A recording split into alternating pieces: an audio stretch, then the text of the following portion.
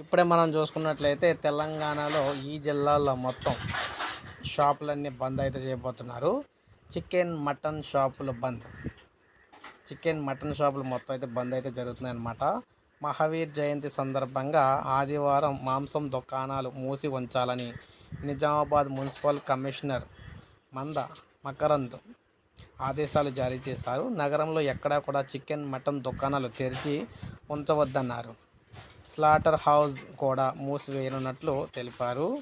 ఎవరైనా ప్రభుత్వ నిబంధనలు అతిక్రమించి దుకాణాలు తెరిస్తే చర్యలు తీసుకుంటామని కూడా హెచ్చరించారు.